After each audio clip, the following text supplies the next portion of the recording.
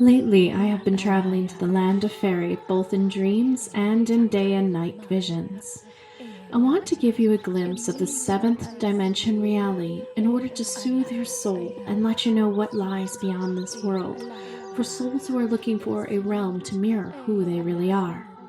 It is a dimension of earth-like quality, earthly trappings of green, lush grass forests and valleys deep and filled of hills. But the quality of light is something that can only be seen when you are deep in thought or meditation on the beauty of earth. The light is shimmering around me. The air itself breathes a beautiful light pink, lavender, purple, light, golden, blue hue. And as I look around, I see dancing figures of light. They are the fairies with wings and also no wings, all around me. When you look closely at them, you see their little faces and clothes are all unique and different. The tailor has on a beautiful little dress made with softest petals. The builders have on little overalls and such made from leaves. But it is not color as I see on earth. It is all a transparent, crystal-like light of white light that processes through my eyes as different lines and shapes of their faces and clothes to make them seem different.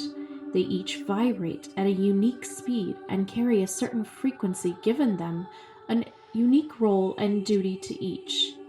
I smile as one takes their tiny hand and shakes it in greeting to me. As I look around me, the trees even are in this way. There is no color as we perceive, it is only light. But the light has definition and lines. Each angle shimmers a different color, bringing out the defining shape of what I am looking at. The trees have their own faces here. They are so kind and loving, not quite the Ents of Tolkien's stories, because they are not watching the destruction of the forest as they would on Earth or Arda.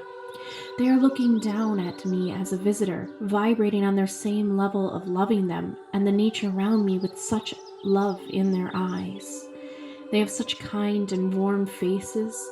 I wish I could stay with them forever. It is the feeling of being watched over by a loving grandparent who would do anything for you. They extend their branches, revealing a more beautiful fairyland before me. The nature itself shimmers in all shades of green. It feels green inside, but it is itself not green, but rather just light. Green light is shimmering through the trees all around me, and the grass I walk upon. There is not really words spoken to me here. I just know I am about to meet the High Elven Council of Light. I am ushered towards a clearing with white marble staircase. That's not really marble as in stone, but is made of light that moves as I walk upon it, so it looks like glowing water. And it leads me up to a beautiful temple-like structure, so magnificent in its design it looks like all the ancient Greek and Roman Gothic structures combined. It takes my breath away as I look, and on top of the stairs is very much like Peter Jackson envisioned of the White Council in Rivendell. There is no ceiling. There is no need for one. Weather moves with these beings, and when it rains, they allow themselves to enjoy it. But it doesn't rain water. Well, not really. Only crystal rays of light that can be perceived as water if you wish to experience the coolness of the touch of water. All around, vines and plants are growing from the walls. It reminds me of what the hanging towers of Babylon may have looked like. This structure is floating in the air, not really attached to the ground, but hovering gently above it. I am on top, and I can see the beauty of the fairy realm is what many would call heaven. There is no death, there is no pain, nor suffering, unless you wish to experience it. You would have to work very hard to start fights with others. It simply does not happen here. That behavior is for the lower realms, for souls farther away from their truer light nature.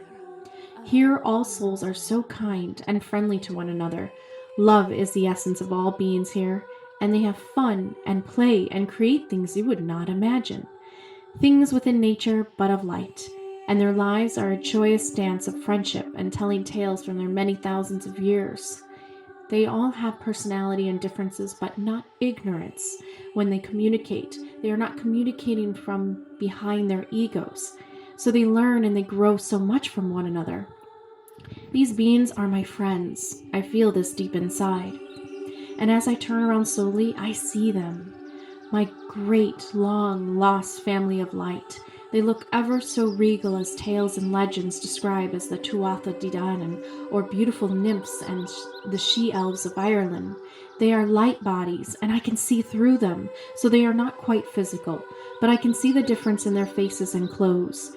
All these beings in front of me are elegantly dressed in the most beautiful clothes I have seen on earth, designed by some very talented artisans. There are some artisans that channel this beauty and bring it down into their work here. The Firefly Path clothing line is an example of this high elven fairy beauty, harnessed here in clothing on earth. This is what these beings are all wearing. Proudly, with no apology, they intend to express their divine selves authentically. These elven beings do have all different hair colors, and I remember it just as light, but I can see the difference. I can see the vibrations and frequencies. I'm almost reading like a code of what black, silver, or golden hair would look like. They all wear crowns upon their head, so simply and delicate, even with a stone. And each stone symbolizes their gifts to the council. There are 7 before me. They represent different aspects of the fairylands. I only see amethyst, rose quartz, moss agate, clear quartz, black onyx, and shimmering labradorite and moonstone here. It must correlate to the different energies that each carry, I notice, and all of their headdresses are silver in color. But it may be because I'm sensing color through the light of the fairy realms. Once again, there is no color, only perception of energies and frequencies. Looking at them, all the love in the universe is exuded from their eyes. They are all wise and true. They never lie, and they are reflections of the highest ideal within the collective, and they understand this. And they take this role that they are designed to be. They communicate telepathically, but there is an ancient, gentle language of the elves coming through. They tell me one strong message I must never forget and pass on to the others. They have watched humanity grow and learn from the time that humans were born on Earth. They, a very long time ago, went through their learnings on a planet similar to Earth, near Earth on a different dimension or parallel world to Earth called Era.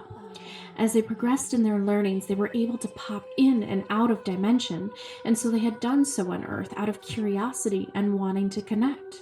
They were very real and part of our world, but they were not from it. They loved it all the same and started to get caught in Earth's dimensions and thinking it was theirs.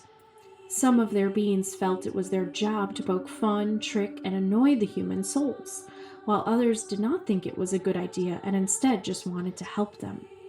They moved with us. So as the Earth learned, so did Era. And so now all the fairy and elemental beings written in legends and stories are light bodies with their planet Era, moved to the 7th dimension of space and consciousness. When humans enter into the 7th density of reality, they will meet up with Era. Some souls will have the advantage of living here amongst them in this beautiful realm, but it is only for those who pass the test of this world and cultivate qualities that all the other beings have. Honesty, bravery, joy in hearts, love for the divine creative frequencies and energies, and a fun spirit that wishes to dance and play in nature. They explain this to me, that this is heaven for many souls. It is a heaven designed by the collective for those who wish to experience the light realms connected to nature. There are other experiences of heaven, such as technological worlds and realms, where all you imagine is manifested in a technological way. Worlds that don't have nature, but just a sea of calming darkness or pure white brilliant light, allowing a person to experience themselves as they wish to see. Heaven is what you make of it. It is where you go to experience the self and what you have become. But they tell me they love humans.